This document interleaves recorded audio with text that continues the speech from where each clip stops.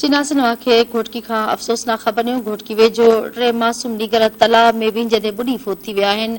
घोटकी वंगू वासी 3 मासूम नीगर रेहान समेजो, अहमद सुमरो ऐं इरफान बोज़दार तालाब में विंजदे बुॾी फोत थी विया आहिनि। ॻोठाणनि ॿारनि जा लाश कढी इस्पताल मुंतक़िल करे छॾिया आहिनि, जितां ज़रूरी कार्रवाई बाद लाश वारसनि हवाले कया विया आहिनि। मासूम ॿारनि जा लाश घर पहुचण ते कोहराम मची वियो आहे।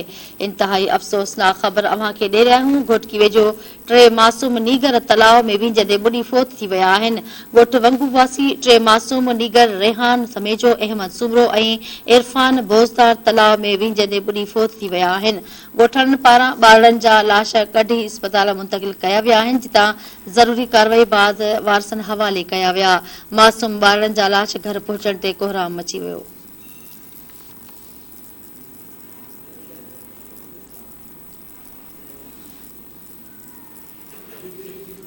इंतहाई अफ़सोसनाक ख़बर खे घोटकी खां ॾियूं पिया। घोटकी वेझो 3 मासूम नीगर तालाब में विंजदे बुॾी फोत थी विया आहिनि। ॻोठ वंगू वासी 3 मासूम नीगर रेहान समेजो, अहमद सुमरो ऐं इरफान बोज़दार तालाब में विंजदे बुॾी फोत थी विया आहिनि। इंतहाई अफ़सोसनाक ख़बर खे ॾियूं पिया।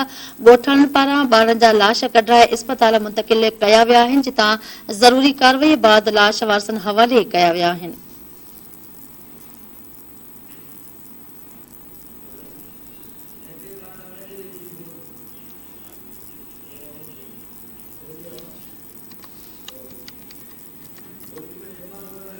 इन हवाले सां घोटकी खां जब्बार मेहर दत्त टीवी जो रिपोर्टर लाइन ते मौजूद आहे। जी जब्बार, 3 मासूम ॿार पाणी बुॾी फोत थी विया आहिनि, कहिड़ा तफ़सील आहिनि?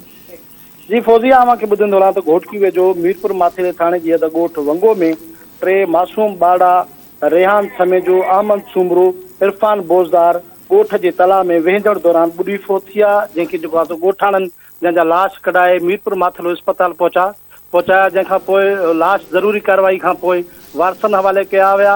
होॾां लाश घर पहुचण ते कोहराम मची वियो। जी ठीकु आहे जब्बार, वॾी महिरबानी तफ़सील ॾियण जे लाइ।